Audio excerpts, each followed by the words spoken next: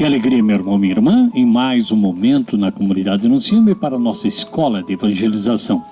E hoje nós vamos entrar num tema muito, mas muito importante para todos nós, que se trata da igreja, a história da igreja primitiva. Nessa primeira parte dessa primeira aula, nós vamos refletir sobre realmente a igreja nascente de nosso Senhor Jesus Cristo. A palavra igreja, como vocês já conhecem, vem do grego eclésia, que tem origem de kalio, que é chamo ou convosco. É uma palavra grega que tem vários significados. Na literatura secular, eclésia referia-se a uma assembleia de pessoas, mas no Novo Testamento a palavra tem sentido mais especializado. A literatura secular podia usar a palavra eclésia para denotar um levante, um comício, uma orgia, uma reunião de qualquer outra finalidade. Mas no Novo Testamento, a palavra eclésia, com referência à reunião dos crentes cristãos para adorar a Jesus Cristo. Que é a igreja? Que pessoas constituem essa reunião? O que é que Paulo pretende dizer quando ele chama a igreja de corpo de Cristo? Qual é o significado? Para responder plenamente a tudo isso, precisamos entender o contexto social e histórico da igreja no Novo Testamento. A igreja primitiva surgiu no cruzamento de culturas hebraicas e também cultura helenística. 40 dias, irmãos, depois da ressurreição, Jesus deu instrução finais aos discípulos e ascendeu aos céus, conforme está em Atos capítulo 1, do versículo 1 ao 11. Os discípulos então voltaram para Jerusalém e se recolheram durante alguns dias para muita oração e jejum, aguardando aquela promessa de Jesus, o derramamento do Espírito Santo, a qual Jesus já havia dito. E nesse momento nós vamos voltar na história, 120 pessoas seguidoras de Jesus aguardavam o cumprimento dessa promessa. 50 dias depois da Páscoa, no dia de Pentecostes, festa da colheita, uma festa judaica, um som como um vento impetuoso encheu a casa onde o grupo se reunia. Línguas de fogo pousaram sobre cada um deles e começaram a falar em línguas diferentes da sua, conforme o Espírito Santo capacitava cada um do que ali estava.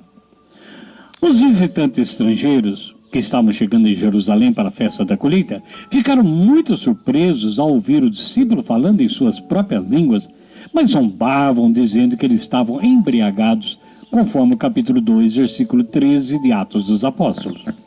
Mas Pedro fez calar aquela multidão, glória a Deus, fez calar a multidão e explicou o que estava acontecendo ali, dando testemunho a todos os judeus da Capadócia, da Frígia, da Panfilha e tantos lugares, deu o derramamento do Espírito Santo, que tinha sido uma promessa do Antigo Testamento pelos profetas. E alguns dos observadores estrangeiros que ali estavam, o que eles fizeram? Perguntaram o que era necessário fazer então para receber esse Espírito Santo.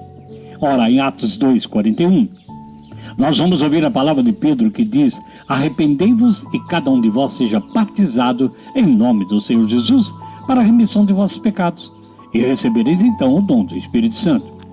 A palavra de Deus nos mostra em Atos 2, 41, que era cerca de 3.000 pessoas que naquele dia aceitaram Jesus Cristo como Salvador pessoal.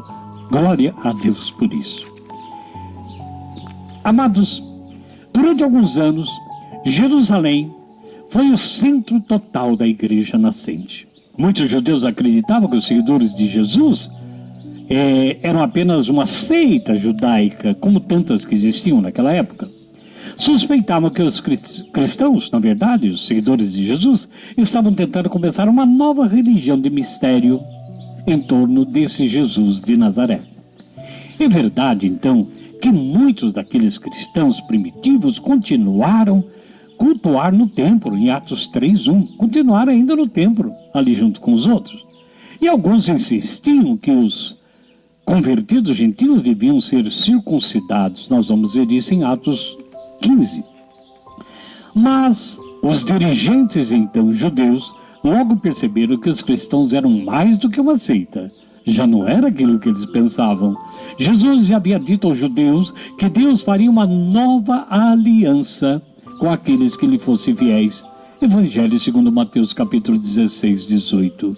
Ele havia então selado essa aliança com o seu próprio sangue, Lucas capítulo 22, 20. De modo que os cristãos primitivos proclamavam com ousadia haverem herdado os privilégios que Israel conhecera antigamente.